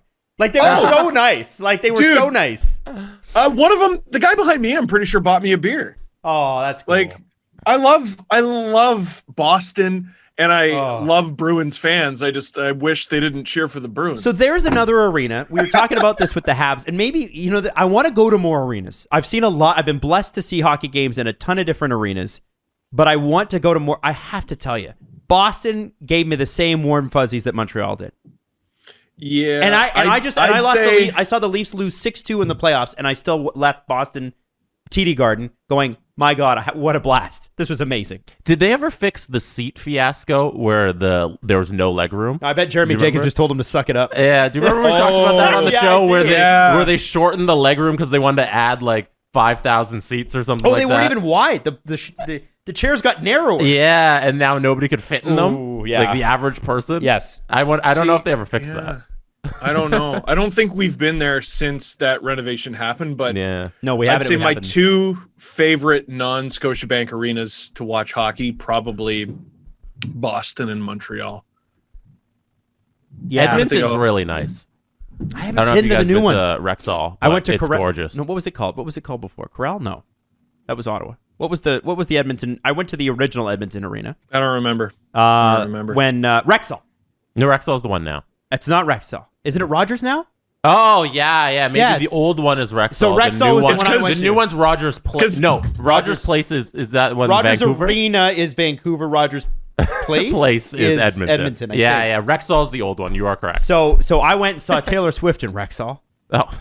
It was awesome. And I've seen Edmonton games there. So it was I want to see this new arena. I also want to get to Detroit and see Little Caesars and see if it gives you sometimes new arenas take a little bit of time to give you the warm fuzzies, right? Mm-hmm. I want to see if Little Caesars is like that. It's also a great place to watch strangers fist fight. In Detroit? Detroit? Oh, really? Dude. Red Wings versus Leafs in Detroit, always fights. So let me tell you about this. I want to talk about this too. Okay. If you are a Sabres fan or a Red Wings fan, when a Sabres fan locally or Red Wings fan locally says, I fucking hate Leafs fans, I get it. Because you're getting the people that are not going to buy the game at Scotiabank Arena and are in a different city, don't give a fuck about that city, and are there to get hammered and start shit. And there are plenty of that in Leafs Station. There's plenty of that in any sports fandom. Yeah. And so, unfortunately, Leafs fans are the most road-traveled team, right? That's when the Leafs show up, so do a bunch of their fans. And I remember it in Calgary where it was like 60% Leaf fans for a Flames game. Mm-hmm. And it's like we're a rowdy bunch. We're not in our own city, and we're gonna cause a bunch of shit. And it's kind of annoying. I can understand that. You know what I'm saying? It's like when Blue Jays fans from Vancouver go and invade Seattle. Same thing. The Metro Division's kind of bad for that too. Like Rangers games, there's fights, and Philly, and Yeah, I'm just trying to think of all the videos I've seen. You got Jersey, you got Philly, and you got 2 New Yorks. There's going to be some fists. Oh man, when I worked for Leafs TV, the security told me there was one every time this team came to town, they hated it because there were always so many fights, and I can't remember who it was. Shoot, I can't. It might have been Detroit. Man, I think it might have been Detroit. When the Bills played those random preseason games in Toronto at the baseball stadium, which was just a fiasco. That was the worst idea anybody's ever had. I actually saw a guy get carried out by 4 police officers. When the Yankees come to Toronto, that's the same. It's the same, but in reverse. Yankee fans invade Toronto because they don't want to pay Yankee prices, or at least they didn't used to. Now Toronto prices are expensive because the team's good again. And they used to just take over, and there would be fight after fight after fight after fight in the stands because, again, you're on vacation, you're getting a little drunk, you don't care, you don't got to work tomorrow. You know? Yankees fans used to come here and go to every single game of the series. Like, you'd see a Yankee fan in center field for all 4 games of that weekend set. That's right. But they used to take over the whole of Rogers Center. It was insane. They'd sell it out. Yeah. And we couldn't sell out any game. Half of the stands is people from New York. You cannot get Yankees tickets as a Jays fan. I'd always look for them. I'd look for Yankees. I've been to a Yankees game at New Yankee Stadium. No, he meant here. No, here. Yeah. Oh, yeah. Here. No, you're right. You're right. You can't. You can't. They're really difficult to get. I've seen a lot of like Cincinnati Reds stuff like that. It's difficult to get into Yankees and Red Sox. Yeah, 100%. Yeah. You always can get into a Devil Rays game. Shocking. Hey, there's just the Rays there too. Now. They dropped the Devils. That's right. Okay, so also one correction on that Tuukka Rask stat. I said third ever in save percentage. It's minimum 300 games. Just so anybody, that's even better. Yeah, it's even better. Man. It's just for anybody who rags on me for getting the 150. Oh, they will. Games. They will. Whatever. Minimum 300. Third all time. Also, Jesse modeling one of the beautiful SDPN Dangle Navy jackets. Looks great on you. Blue's a good color on you. Oh, thank you. Looks Blue good. is the Navy color, and I'm rocking it. Also, since we're on talking about merch, you know what? This is probably your last chance to get on the email mailing list to get a SDPN Dangle Navy jersey, because that notification might be going out very soon. So get on the email list if you want a Dangle Navy jersey. So let me ask you this. In your life, have you ever seen a player knee another player after a fight? Not in the UFC. I'm pretty sure I have, but I cannot think of it. Like someone was like, Ryan Reeves did this literally last year, and I feel like I would have remembered it. Jeff Merrick would have remembered it. Yeah. Because he knows every fight. I'd be very surprised because that seems like the sort of thing that Ryan Reeves does not have to do. He is perfectly capable of beating you up with his hands instead of his knees. But Marcus Foligno, like that's people talk about like the heat of battle and seeing the red mist and everything. Dude, what a wild thing to do. What a crazy thing to do. Like here's what I don't want to come out of player safety today, for Marcus Foligno to get less than Marchand. Dude, that's a crazy thing to do. And he's lucky it didn't go really, really bad. What if he cold cocks Adam Lowry and he's out with a UFC knee to the head? We're talking 20 games. Well, I was looking at it and thinking Jason Spezza did this in a play to, I forget who it was, earlier this season, got 6 games. Pionk. Yeah. And yes, the Leafs had every right to be mad at Pionk, and the refs let the game get out of control, but you don't do that. That's the wrong move. You shouldn't do that. Yes. And thankfully Pionk is okay, but you still, like, it's terrible. Yes. I think you gotta, if Spezza doing that is 6 games, I think Foligno's got to be 4 to 5, doesn't it? Because the thing with Spezza is it happened during a play. And, you know, at least with Foligno and Lowry, I guess the argument could be they were in a fight and it was at the end. But I almost feel like that might make it more dangerous because the helmets are off and he's on the ground. It's a more conscious decision to me. That's how I see it.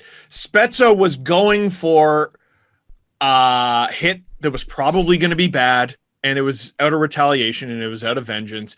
And because of the change in body positioning, it went wrong. Now, it's his fault it went wrong, but he didn't quite mean to do that. You know what I mean? Yep. Foligno, he sets the whole thing up. He grabs him, cocks the knee back, and wham! That's insane. You can't do that. And next time he does it, can't give him a lifetime achievement award. What an opportunity you gotta for grab George Parros. So you're saying you got to grab it now. You got to grab it now. You gotta, sometimes you don't think you have to explain certain things to people. Sean, we didn't think we had to explain that you can't face Martin Brodeur and blind him for an entire play. But now that it's out there, we have to create a whole rule to say that you're not allowed to do this. To this day, Right. I still think Sean Avery doing that is one of the most wicked things I've ever seen in hockey. I loved it. I loved everything genius. about that. I It's still genius. don't understand why it's a penalty. You didn't touch I him. don't get it. I don't get it. For context with the Foligno kneeing ground and pound play, he got cold cocked by Brendan Dillon at the blue line. That's what started. There's a brawl about 12 minutes into the game, and it's because Dillon comes over and he doesn't hit him in the head, but he went for it and he hits him shoulder to kind of shoulder, and then a fight starts out, and then Adam Lowry, who grabs, I forget who he grabs initially. I think it's Foligno who he grabs initially. Who's coming over. Greenway grabs Dillon. Yeah, Foligno, Greenway grabs Dillon. Lowry Foligno. comes over and he grabs Foligno. So we by the back of the neck, chokes him. Yeah. That would be a suspension on its own. and then that fight that happens, Lowry kicks Foligno's ass in that fight. They have a whole brawl there, and there's two fights going on at once. And Lowry wins this fight here that Adam's watching on his laptop. Lowry wins it easily, and then Foligno at the end, when they're both on grappling towards the end of the fight, Foligno then gets on him. Well, Foligno got some good rights. I shouldn't say kick his ass, but they were both competitive in the fight. And then in the end, Foligno, who initially got rocked, that started this whole brawl, ends with the knee. Am I mistaken in saying have we ever seen somebody? So if I'm gonna fight Jesse, a fight I know I'm gonna lose. Don't do that. Yeah, he's got the wingspan, he's got the size, he's got the athleticism. We wouldn't be in the same weight class, so it would. So, but if I were to grab Jesse, and I'm trying to avoid the screen, and grab him by the scruff of the neck, have we ever seen somebody get suspended for that? No, it's a horse collar tackle is what they call it in the NFL. Yeah. Because I can't remember a time where I've even seen it. No, Lowry should he should be fined kind of for the aggressive play that he pulls on Foligno. Because he did start the fight. To grab him into the fight. Yeah, he is the instigator. Dirty. He's the instigator. Yeah, 100%. So 100%. This is now, just as a Leaf fan, just because it happened between our two teams, this is the second Jets game, at least the second Jets game that we've seen get out of hand. But I'm looking at Jesus, they suck. But I'm looking at, well, they won this game, but okay. I'm looking at the flavor of both games, and I'm not putting this on the Jets, but I'm looking at this, and this will never happen, so I don't even know why I'm suggesting it. But did Wayne Gretzky have a point where if you fight, you shouldn't be allowed to play for the rest of the game? Because what happened here was two guys who fought again, because it's not over. There's hurt feelings and everything. And then the weirdest thing that hockey does is after these two men fist fight, you put them in a box together for 5 minutes, which is really 10 or 15 with commercial breaks and shit, where they get to say mean things to each other, hurt each other's feelings some more, and then go back to a contact sport where they are free to fight again with little to no consequence. Should fighting be automatic ejection in the NHL is what you're asking. I'm going to say they're not going to do that. And Steve, you're right to preface it with that, because let's be honest here, baser instincts, they want that. Oh yeah. They want that. They want hate. Here's the thing. Brendan Smith, who Wayne Simmons fought in the Hurricanes game because he didn't like to hit on Kasha. Not everyone is like Wayne, where they will exchange gentle words afterwards and give you a pat on the shoulder. This is the one thing where maybe old school guys do have a bit of a point. Wayne and I went to school together. How dare you say old school? I'm upset. No. We're the Like, same when- age. But when they say back when there was respect in the game. I know. I'm First of all, they would break sticks over your head, so let's lower our voices when it comes to that. But I feel like the shoulder pat, the good job, tap on the bum, great fight, and now we're friends. I feel like that is leaving the league, and fights, which are becoming more and more rare, are from a higher and higher percentage born out of genuine anger and hatred. And because of that, I think the cool down period should be you don't get to play for the rest of the game. Yeah, the game misconduct for fighting thing, it won't happen until all the guys who fight to boost the team's morale are out. Because some guys just fight like Simmons. Sometimes it's just a fight because your team is down and you're trying to get everybody riled up and you fight for that reason. Like, there's a lot of that in hockey as well. And until those guys are kind of ushered out and the fighting's just I hate this guy kind of thing, natural thing, then I don't think the game misconduct for fighting is ever going to come into play. I think you also have to look at this, guys. I think you do when you're looking at the suspension. And I don't want to come across here that I'm diminishing what Marcus Foligno did, because it's wrong. Oh, he should be suspended. This is we're off that point. The Jets have played a bit of more of a rough and tumble style than I've ever seen them play before this year. They're a tough team. And they have, but here's the thing is when I tell you they suck, they have 3 wins in their last 10. Since Paul Maurice resigned on December the 16th or 17th, they have won 6 games. This is a team in free fall. So part of the reason this brawl happened is because, well, if we can't beat you, we're going to fight you. That's the attitude that they've taken on a little bit here. I think it's frustration. I think it's all of those things. I'm not saying that like Lowry went out there to intend to injure anybody or whatever, but I definitely think there's a little bit of, fine, we're going to lose, then I'm going to fuck you up. And you can be a tough team. That's what Marchand did. 100%. Yeah. I don't have anything wrong with that. Being But a tough team if you're not that skilled. I think, well, first off, I think they're better than they've shown, because they still are the Winnipeg Jets. I do think they're better than they've shown. I saw them versus the Canadiens. Okay, fair enough. I just look at this and go, okay, part of the reason this started is not because of Minnesota Winnipeg. It's the Jets having the season they're having.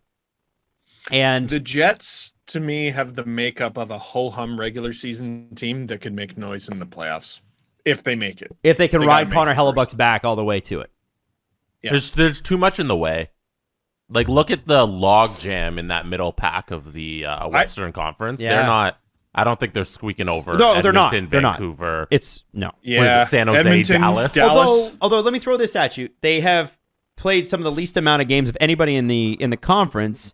They're 7 points out of the last wild card spot, currently held by Calgary. That is a lot. You got half a season to catch. You got to kick out St. Louis, Calgary, Edmonton, Dallas, San Jose, Vancouver. Resurgent Like Vancouver. one of those 6 Tough teams, ask. I'm taking one of those 6 over Winnipeg. I'm taking now. Calgary over all of them right now, which is Calgary's so hot. Yeah. Markstrom's unbelievable. Great season. They're so hot.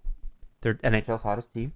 So anyway, it's a very Calgary. I'm very interested. Calgary. Very, very interested to see how this goes. But fascinating night in the NHL. God, it's good to talk about hockey, isn't it? Isn't it? I'm fired up. This is great. There's definitely an air of okay, playtime's over. Yeah. Like just the past couple days since coming back from the All-Star break, hatred between the Pens and Bruins, hatred between the Wild and the Jets, a barn burner between the Leafs and Hurricanes. Playtime's over, man. It's been great. This is the gear up. Oh, I love it. And trade deadline's coming. Oh, all right, let's do the press conference. Hey, is your company having trouble finding the people you need to hire? There are 46% more jobs being posted than before the pandemic, and there are 44% fewer candidates applying for each job. So you need to find the right candidates, and you need to hire them fast. That's where Workable comes in to help. Workable accelerates every step of the hiring process from find to hire. Now, Workable helps you cast the widest net possible by posting your jobs all to the top of the job boards, more than 200 job boards in total, with just one click. And it helps you evaluate and quickly hire using modern tools and video interviews and e-signatures. It's great. Workable also will help you automate repetitive tasks like scheduling interviews, and you get a free 15-day trial, risk-free, when you sign up. And if you hire during that trial, which many people do, guess what? It does not affect a thing. It doesn't cost you anything. Go to workable.com and start hiring. Workable is hiring made easy. Whether you're hiring for a coffee shop or your engineering team, Workable is exactly what you need to find the right people to hire fast. Start hiring today with a 15-day risk-free trial. If you hire during the period, which many do, it won't cost you a thing. Just go to workable.com and start hiring. Workable is hiring made easy. The Presser. SDP. The Steve Dangle Press Conference. All right. That's my dance. All right. My press conference. Have we dance. anything to promote? First question. Oh, do we? I don't know. Balls! Go listen to Noxie and Cax. Came out yesterday. Yeah, absolutely. Always. Great episode with Erica Howe. There's a lot of fun goalie talk. It's because Liz and Erica were a goalie tandem in the CWHL, so it's a lot of fun because they're real close. So you get some real fun stories there. A lot of people enjoying the show. Appreciate everybody listening. It's a good time. Go watch / listen to Noxie and Cax. Also, what's going on with Agent Provocateur? This week? Yeah. Oh, I haven't heard from Mr. Walsh. Oh, okay. He's I have to be honest with you, he's been a little quiet since the All-Star week. We got a little hangover. I did message him a couple days ago, heard nothing. Vegas, Al, baby. if you're out there, we're missing you. Okay. I'm sure we'll have a show by the end of the week. Actually, What? I DM'd him yesterday. Did he DM you back? Yeah, he did. Oh, I see where the importance is here. Fine, Alan. Anyway. This is something we actually very briefly mentioned earlier in the show. This is from Mers.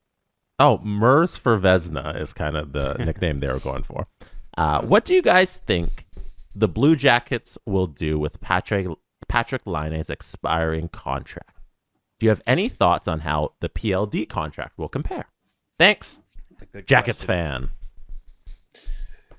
Dubois, I mean, for as bad a season as he had last year, he's actually been pretty good. But what do you do with Laine? Because Columbus is a long shot to make the playoffs, even though they're in 10th place, I think, in the standings. So you're not buying if you're Columbus, right? But you're not selling either because you want to build for the future. I think you can, for example, if you can't re-sign Max Domi, you make that trade. That's somebody. Yeah. That's a good point. And a valuable piece for a playoff team. I think Max Domi in the playoffs is a different Max Domi. If you can't re-sign Dean Kukin, you try to move him. I'm just looking at and Korpisalo is the obvious one in net, but beyond that, I think you can have a soft retool here. If you're Columbus, you're in a good position. You're not a bad team. You got 2 firsts because of the Seth Jones deal. Insane. That's crazy. Gee, they after a pretty big sell made a statement to their fans by re-signing Zach Werenski. Yeah. And this is another thing. They've sort of put themselves in buy mode because he's going from $5 million to 9.58 next year. You got a contract like that on the books, you are sort of being like, hey, we're here and we're here to win. Right? So I think you try to re-sign Patrik Laine because he's good when he's healthy. He's been pretty good for them. 24 points in 25 games. He's shooting 17% this year, which is only 2% higher than his career average. How crazy is that? Yeah, he's one of those guys where you're like, well, he's shooting high because he does. He's he's crazy. He's good. So, no, I think you try to keep him.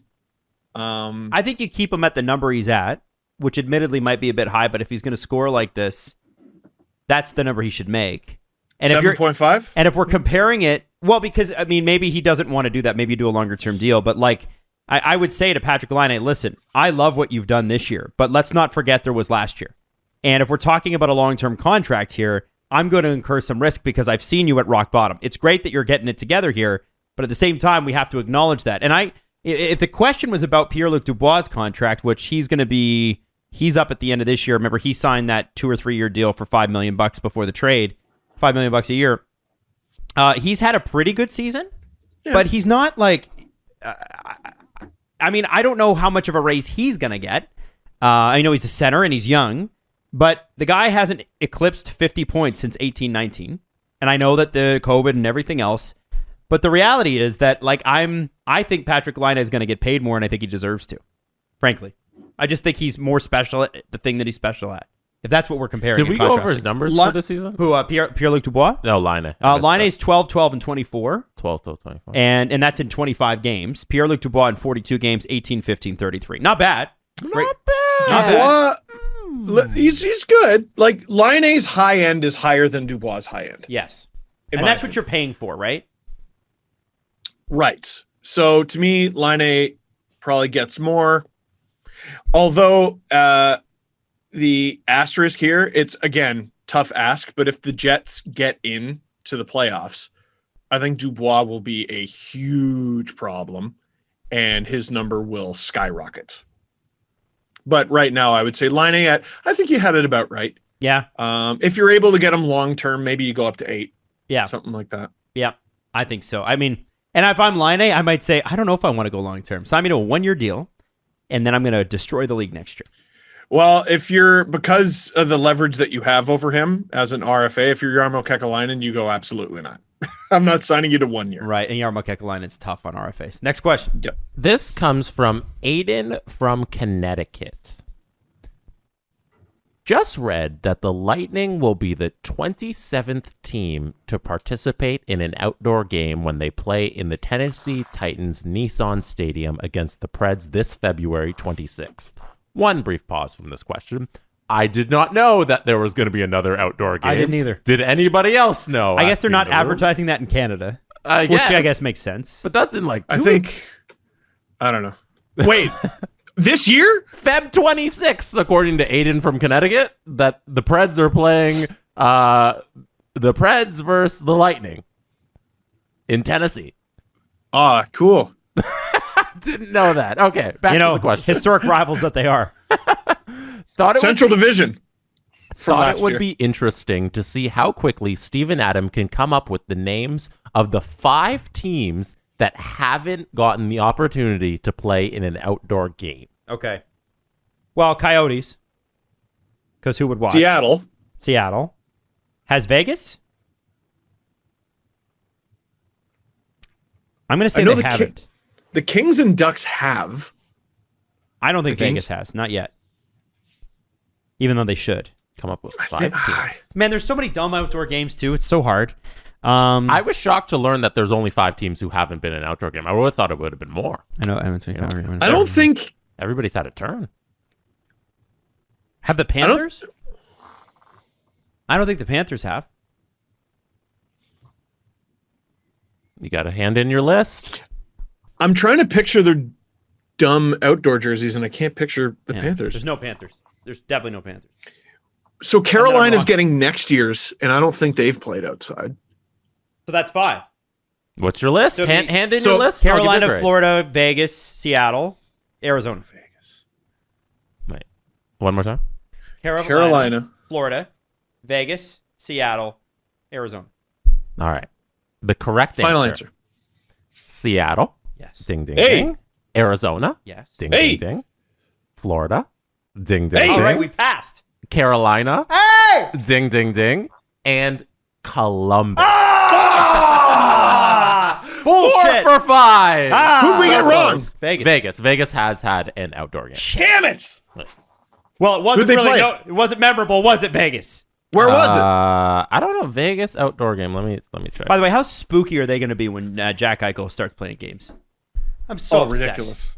It's They're unfair. already first. Oh, and I know a lot of people got mad at me for saying that the division's a weak division. It's the weakest in hockey. Go ahead. There are good players in that it division is. and good teams, but it is the weakest in hockey.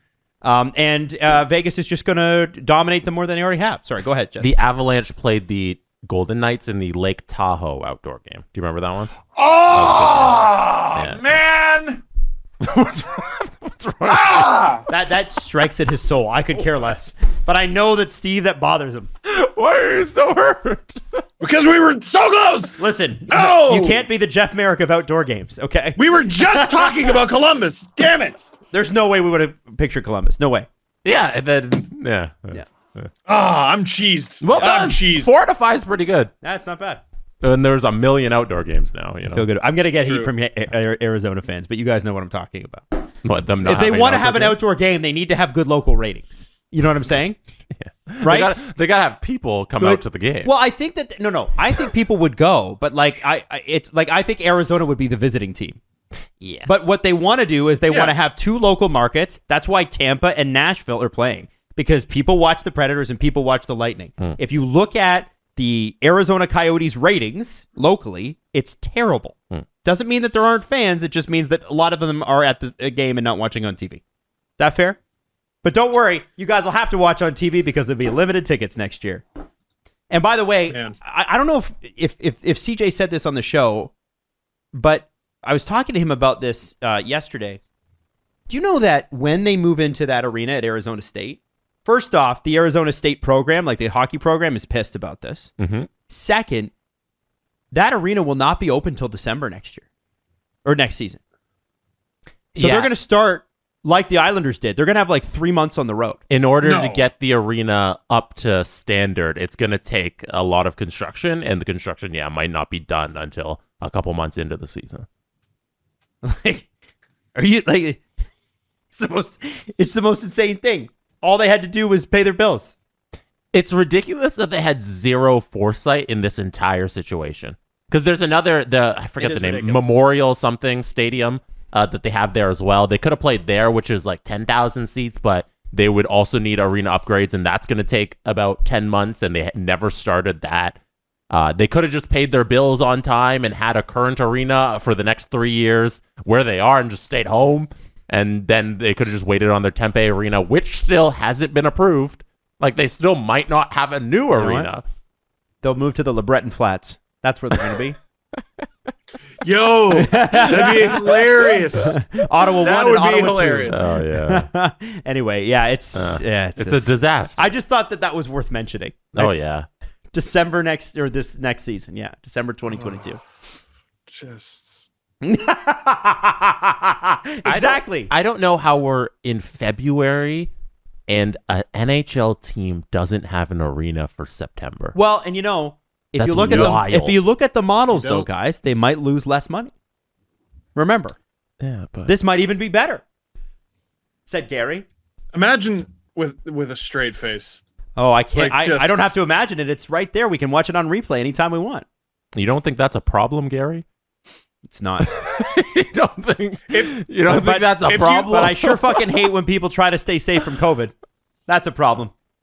Sure hate that. If you restriction. Yeah. if you hook Gary Bettman up to a lie detector, it would generate the flattest line in the world. Hey, did you guys see, on that point, did you guys see the season 21 of South Park I've been watching recently? Because I've been out of date, honestly, on it's my favorite show in the whole world. And I haven't watched like the last 4 seasons because I've been, everything.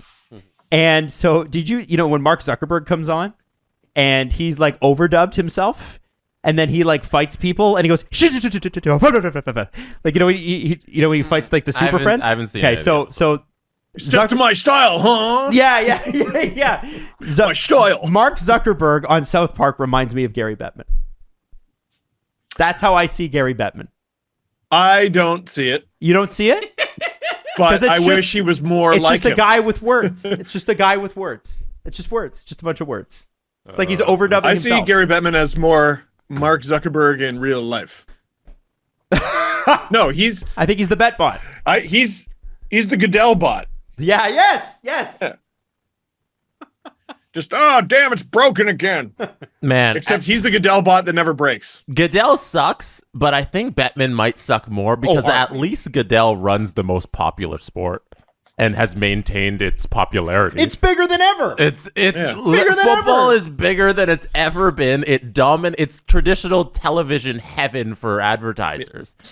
You sold your soul for like 11th place. Okay. Yeah, and Bettman, he sucks, and his league is running behind everybody. Okay, so when they talked about the LA Rams stadium, Oh yeah. It cost $4 billion to build it. Which is $2 billion more than they were supposed to spend on it. Right. They spent an extra $2 billion. And Dallas cost $1 billion. Yeah. Just one. What shocked me about that is when you really put that in perspective, yes, you get some concerts in there or whatever. 8 games is all you're guaranteed. Mm-hmm. You built a $4 billion stadium for 8 games a season. Now, you did get the Super Bowl, and yes, they're in the playoffs. But holy shit, the Rams, that's a successful league. The Chargers also play there, so they play 16 games. Okay, 16 games. Plus, even so, the Rams going to the Super Bowl, plus having all these home games. They play 13 home games this year, which is a crazy number for a team. But the Kroenkes, who I hate because they took my St. Louis Rams, right? He lucked out. Like, Stan Kroenke lucked out with the Rams because this huge bet on this stadium and everything, it's gone perfectly these last couple years. I have to ask you this. If Matt Stafford wins, and I know nobody wants LA to win except for me, I just remember being like, Matt Stafford's really good and it sucks he plays in Detroit. If he wins, he's a Hall of Fame quarterback, right? Because that's Detroit's garbage. Detroit was garbage and he was good. Yeah. But then you get in, it's a tough argument because it's like, okay, the passing numbers now are so inflated. So you're reaching a point where guys are meeting minimum passing numbers that guys 20 years ago would have never thought of having. And they're just making the Hall of Fame. Like, I don't think Matt Stafford's a Hall of Famer yet. Like, he'd have to win a couple Super Bowls or something? Yeah, not even a couple Super Bowls. Just put up some more numbers for a couple more years. Okay. Like, he hasn't done it long enough in my book. Like, you come here 1 year to LA and you go to a Super Bowl and you win. Hopefully on Sunday, we'll see. But, I don't think the numbers are there yet. Just the passing and the touchdowns. And he's still Matt Stafford. Nobody believes him. Steve, who's your big Super Bowl pick? Who do you think? Oh, man. I love this. It's the Rams and Bengals, is it? That's right. Yeah. Burrow versus Stafford, baby. You would love Joey Burrs. Yeah, you would. He's a good dude. He's your type of guy. He's the cigar guy, right? Yeah. The guy you were in high school wearing your Exco jeans. Like, that's Joey Burrs is the 2022 version of that. Yeah. Oh, he's a dork. All right. Yeah, but he's a dork. Nobody's kind of got a bit of style. Like, yeah, he's cool. No, he's not a dork. He's cool. He's wearing Cartier glasses, you know. Oh, he's me if I were confident. Yeah, there you go. He's what you thought you were in your Eddie George jersey. Yeah. You know what I mean? Like, no, he's what I hoped to be. Exactly. There you go. But it's there. All right, so I'm Bengals man. What's your pick? I don't know. Bengals. So congrats to the Rams. But the Rams also have the best wide receiver in the game. They have Cooper Kupp. They've got Odell, and he's back being Odell. Odell's good again. Miraculous turnaround. They have Aaron Donald, who you might have seen like his workout videos. He's probably the most jacked NFL player in history of time. Probably the best defensive player. The way I get my football highlights is there's a dude on TikTok who just recaps games and rips them, and he calls them "Oh hell nah Beckham," and just for every play. So I was just like, I actually knew that. I knew he was still playing and going to the Super Bowl. Oh hell nah Beckham. He's gonna catch the Super Bowl winning football catch touchdown. Yes. One of my. When is it? Is it this Sunday? It's this Sunday. One of on the CTV. What? Chicken wings. CTV. One of the most interesting things about Steve, I think, as a sportsman, is he can talk about basketball. He can talk about some baseball. He can talk about UFC. He'll listen to me talk about auto racing, which is nice. But when it comes to football, for whatever reason, there's just not the connection there. You know, sometimes you meet somebody, it's like, you're going to really like this person. And then you meet them and you're like, I don't really connect with them. That's Steve in football. I don't get it. I don't know why, but it just never worked out between the two of you. And when I watch it, I enjoy it. That's the weird thing. Oh, man, we got to take I feel like I could get into it more. I think we got to. I want to take you guys to a Steelers game. I've been talking about that for years. I think we need to get down to Pittsburgh and do a Steelers game and do a Penguins game. So you do like a Penguins game on the Friday, and then you party, and then you recover Saturday because we're old, and then Sunday you do the Steelers game, and then you get out of town. It's a good time. I'm always down for a good time. Yes. Yeah, okay. And you do it, like, listen, we could do it when it's cold, but it's more fun in, like, September when it's still 20 degrees outside and a riot. Change of idea. What's that? We hit up Buffalo in December. Oh! We do a Sabres game on a Friday, then minus 25 Bills on a Sunday. Yeah. Let's go! Tage Thompson, let's go! Ready. We'll set a table on fire to warm ourselves. And then we'll put ourselves through it, but only after we're warmed up. Yeah, man, if you want to be a real tough guy, go see a Bills game. Bills Mafia. Crazy. Anyway. No. I've been down to Bills games, but only in early November / late October. I went to one in it was mid-December, and it was a while ago. It was the Flutie years, and Flutie just had just an unbelievable game, and it was so much fun. Like Bills fans are nuts; they're crazy, and that team was pretty good. And it's so much better. I feel like it would be akin to like what seeing the Eagles would be like when the Eagles are good. I don't think you want to be there when the Eagles are not good. No, because it's scary. Yeah, you know, there's something about Philly. You know, you're just like, oh, could this? Yeah, like imagine. I've seen the snowball videos. Yeah. Yes. Well, like think about what it's like to be a Flyers fan. What it's like going to a Flyers game right now. Oh, that's terrible. Because Flyers fans do not accept bullshit, and this season's been bullshit for them. I don't know, man. I'm sure being a player or a coach on that team could not be fun. I'll never forget that Islanders game we went to when we had the box, and it was the worst Leafs game I've ever seen. What year was that? 2015? That was and Tavares scored against the Leafs in overtime. It was 2-1. Oh, yeah. And this would be 3 seasons before. Yeah, it was 14-15, I think. It was the Horacek year. Yeah. And it was like at the end of the year, too. It was so bad, and we were talking about it on the podcast. It was so bad. This was the first time the Leafs hadn't sold out a game in 30 years. Remember we said, if the issue that they have right now is apathy. Nobody fucking cares. And that summer, they went out and drafted Marner, and then they played another season, and then the next year they drafted Matthews. Not bad. Not bad. Not bad at all. Anyway. Not bad. We'll wrap it up there. Listen, it was so much fun. Love you guys. Steve, you're going to be back Friday, you think, in person, maybe, possibly? That's, if we follow all the guidelines and all that, everyone's negative still. Yeah, I should be back Friday. Okay. Well, we're looking forward to seeing you in person. That'll be fun. It'll be a great Friday show, unless the Blackhawks fuck it up for us in the news cycle before that. So, we love you. We will see you Friday. Enjoy your week.